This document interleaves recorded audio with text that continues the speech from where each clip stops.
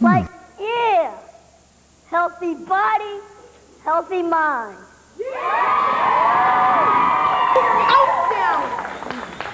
On the morning of the alleged huff and puff, really now he merely sneezed. Mr. Wolf wishes to tell the true story himself. Okay. Mr. Wolf. Thank you. No problem. As my lawyer here said, I would like to tell the whole truth. Just picture this now. I was just walking down the street to ask for a neighbor of mine, Pleasant Pig, for a cup of brown sugar. And she's built her whole darn house out of straw. I mean, who in the right mind would build a whole house out of straw? I don't know. So, of course, the minute I knocked on the door, it fell right in. I didn't want to walk into somebody's house, only my mother taught me some manners. So I called, "Little pig, oh, little pig." But I didn't hear anything. And that's when my nose started to itch. I huffed and I snuffed and choked. I blew the house down. Wasn't my fault, though. And guess who was in the middle of the pile of straw? Pleasant Pig. She'd been there the whole time. Get him, girl. You work it, honey. So you see, Your Honor, and ladies of the jury, What do our you client, got? Mr. Wolf, is I mean, allergic to are you gonna believe that? The wolf would chase after those pig fields follies when I can have enough chicks like you around. Oh, please. Sit down. Male show. When you stand apart, you can sway. When you stretch the backs, you can zigzag. When you turn the rhythm, you can stray. Truth is like a dance, you never play it square. Twist and turn and twist and put it Through the woods to her house, and when I got there, all I found was the all that hard, flowing cold snow. Yeah, well, if that's true, then where's my grandma? Yeah, my coat had buttons, not a zipper. I told you, didn't I tell you? It was the wolf. And you see, the left one is still frostbitten from chasing. I mean, running after poor Peter to zip up. I mean, button his and. You see, I just can't. Well, come here, sweetie. We'll teach you to Is dance. this right, Grandma? Yeah. The wolf promised to take you dancing. Yes. Peter promised to take me dancing if I taught him to dance. Arrest me, Judge. I did it. Anyways, even if I didn't do it, I wouldn't dance with her. I'd rather go to jail. Jury, what do you say on this matter? Is the wolf innocent or is he guilty?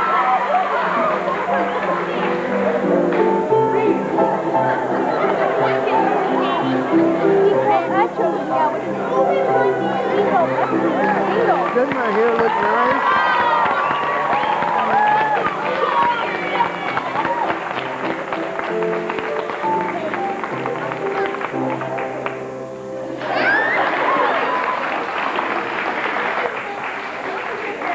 Do you love me? Now that I can dance? You love me now.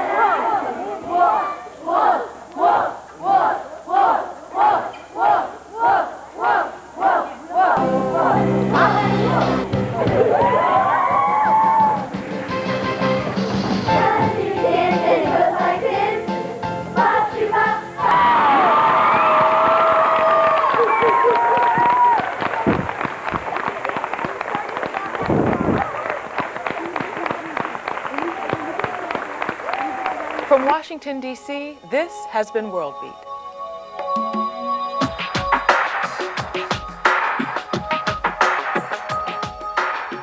Live from our studio in New York, KSN presents The Larry Bing Show.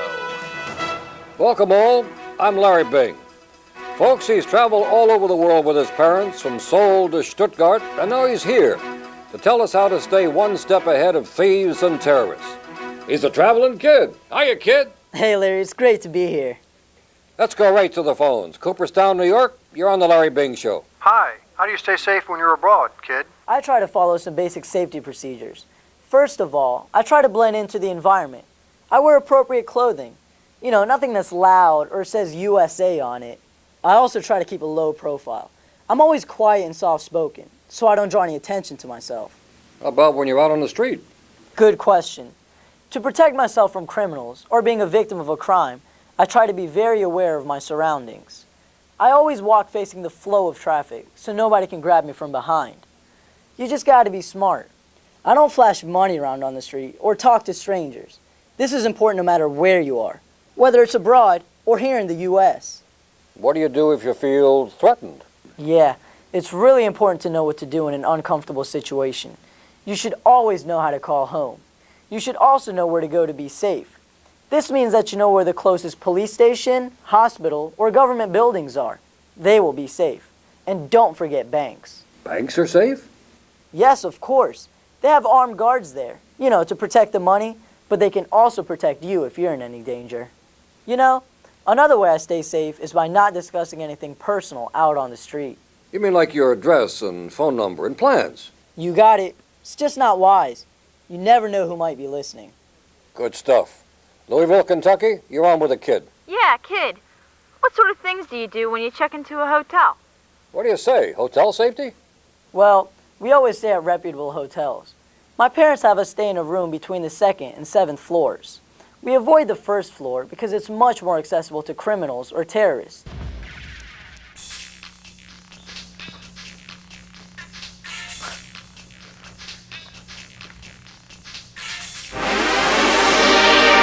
Well, here I am, Trevor Jones, about to graduate from high school, and my future, I think it's looking bright. Maybe blank is the right word, but that's gonna change. I got options. I could go to college, tech school, the military, maybe not. I mean, we're talking about going out into the real world. You know how it is. Make a decision, pick a major, pick a career. It's crazy. I'm a teenager. How can people expect me to ruin my entire life based on one decision? I can't do it. I won't do it.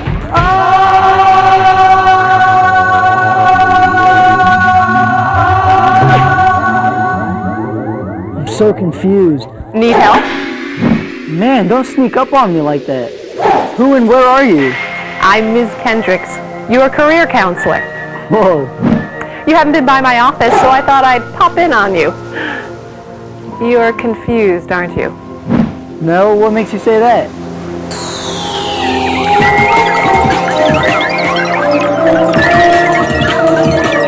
Okay, so I am confused. Don't worry, it's natural. Let me help you out.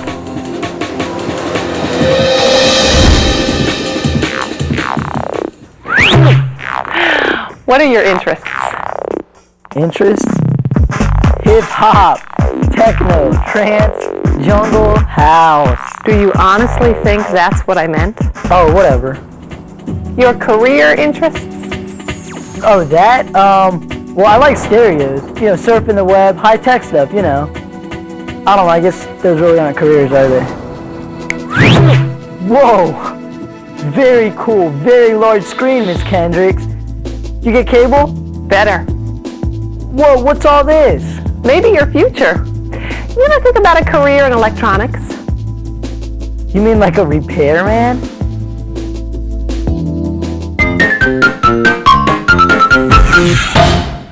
Hello, I think not.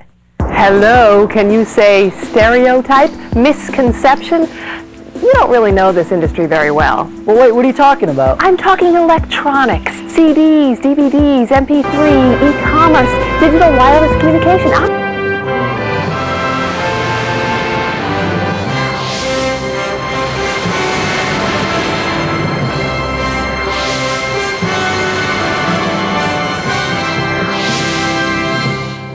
Hi, I'm Sherry Lee. And I'm Farida Refsada.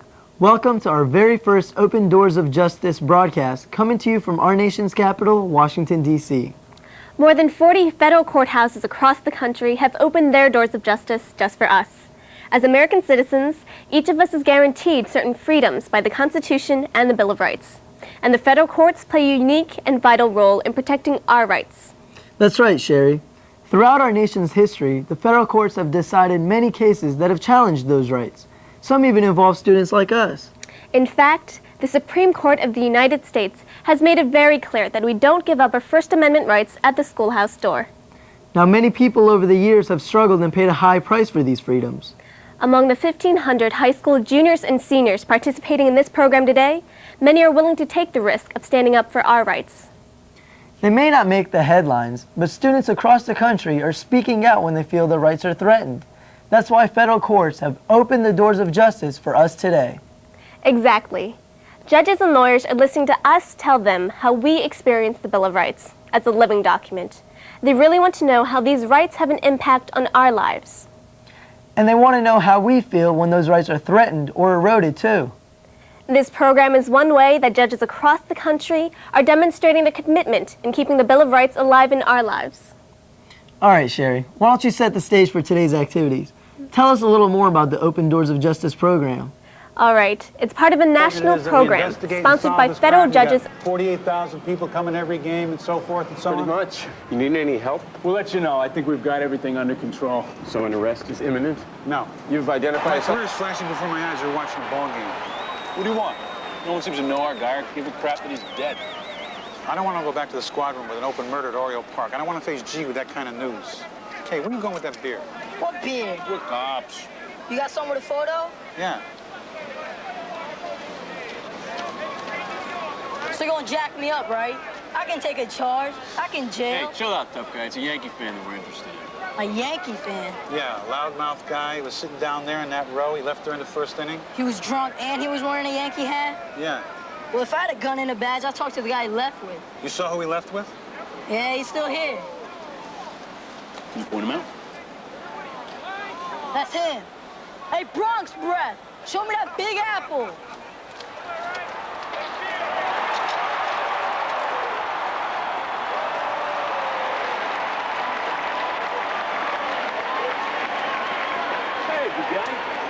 What's up, boys?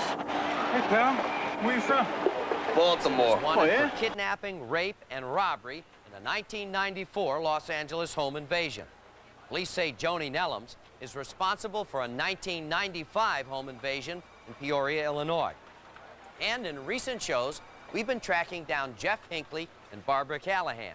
Just yesterday, I met a young man who is the alleged victim of this dangerous duo. They allegedly shot him in the back and in the eye in a motel invasion burglary, and yet he survived. They're very dangerous, and they're wanted for a whole string of home invasions in the Tampa area and could still be in the state of Florida. You know where they are. You know what to do. Coming up next, our next fugitive should stick out like a sore thumb, especially since he's got 2 thumbs on one hand. Standing along, I'm gonna stick one in each eye. You can help us finger Six Finger Edwards in just a minute. And still to come. What does that mean? It means I write the jackets to books, basically. Oh. I do some, mostly fiction, but I do some nonfiction. Oh, you do blurbs. You're a blurb writer. You're a blurbologist, right? I'm a jacket copywriter.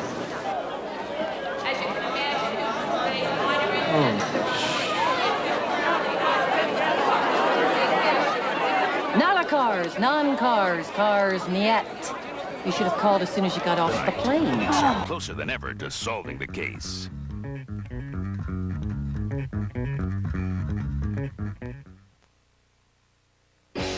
Hugo? Yeah. These are the streets of Stamford, Connecticut's South End.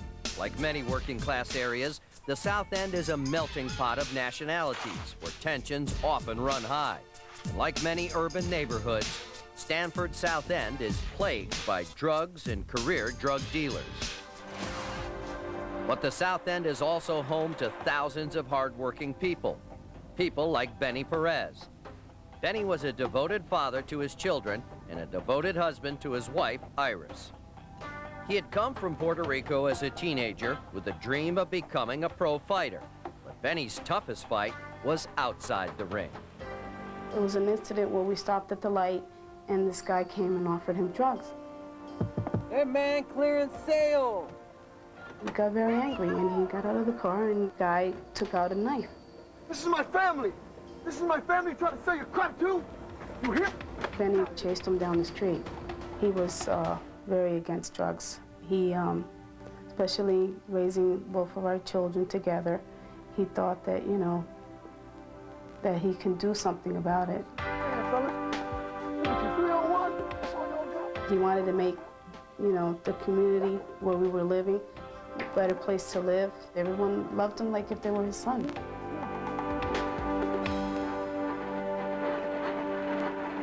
Exercise and other educational resources that you can use in your location. Go to our website at www.uscourts.gov and click on Educational Outreach. That's our report. I'm Katie Simon in Washington. Have a great day. Lots of ways you can boost your child's self-esteem. Hey, Mom, listen to this. Let kids pursue their own interest. Their taste may not be quite like yours, but you can still encourage them to pursue their dreams. I try to encourage my kids to do things for themselves. But you can standing see them firm on the rules we set is the best way to teach our kids that they matter. Showing children that actions have consequences is one of the most effective ways to teach discipline. Often, just letting a child experience the natural consequences of a mistake can teach a powerful lesson. A lot of discipline problems spring from the daily routines of life. Getting to school on time, completing chores, observing meal times and set periods for homework or bedtime. Parents can provide a roadmap of good behavior for children by establishing a firm schedule for these problem times. In order to prepare for a hurricane, you need to know its size and power. But for more on this, let's go to our field reporter, Ashley Hoffman. I'm here at the Whirlwind Institute with Dr. Khan. Okay, Dr. Khan. When you prepare for a hurricane, you make many of the same preparations that you would for any other disaster. So we're asking you to share this information with your family and friends so that we'll all know what to do if a disaster happens. Okay, so in this case, the National Weather Service issues a hurricane watch when there's a threat of hurricane conditions within 24 to 36 hours. During a watch, you and your family should listen to the radio to find out where the hurricane is. You should also check your family disaster supplies kit to make sure that you have all the supplies. Ashley is going to tell us what goes into the kit. Thanks, Breed.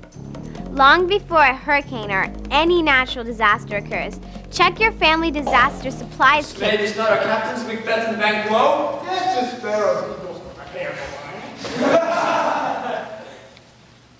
If I say so, I must report that they were as cannons, overcharged with double cracks.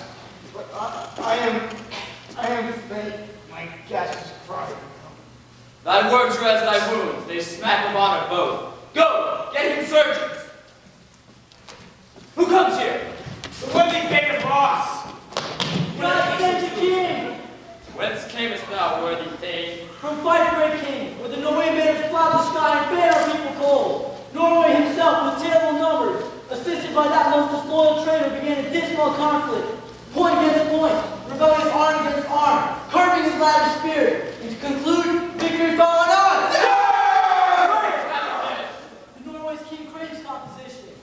No longer shall the Thane of Cawdor deceive our bosom interest. Go, pronounce his present death, and with his title, freed Macbeth. I'll see it done. If he is lost, noble Macbeth. Greater honor he made me from him called the Thane of Cawdor for it is time. What? Can the devil speak true? The Thane of Cawdor lives. Why? You dress me in borrowed robes. The Thane lives yet, and under heavy judgment bears that Gentlemen, deserve. I thank you for your commitments. Do you not hope that it's not what too late? Who cannot want the thought how monstrous it was for Malcolm and Donovan to kill their gracious father? Damn act. How did he breathe, Macbeth? Did he not strain pious raves and Cooter England's terror, that were the slaves of drink and thralls of sleep? Was that not only done? Aye, and wisely too, which would have ended any hard lives here to die. He is born all over as well.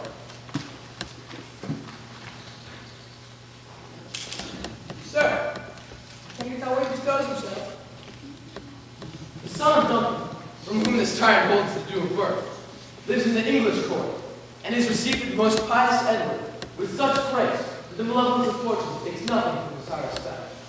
Thither, Macduff is gone to pray upon the holy king's aid, to wake Northumberland, and warlike Stuart, that, with the help of these, and him above to ratify the work, we may again give meat to our tables, sleep to our nights, free from these feasts and banquets of bloody knives, give free honors, do faithful homage, all which we find for now, and they support. There you come. That a sweet blessing may soon return to our suffering country under a heavenly curse. I'll send my prayers with them. Participate with other juniors and seniors in the court exercise today, right in your local federal courthouse. I'll bet everyone is eager to get started. So from both of us here in Washington, have fun and good luck. Bye-bye.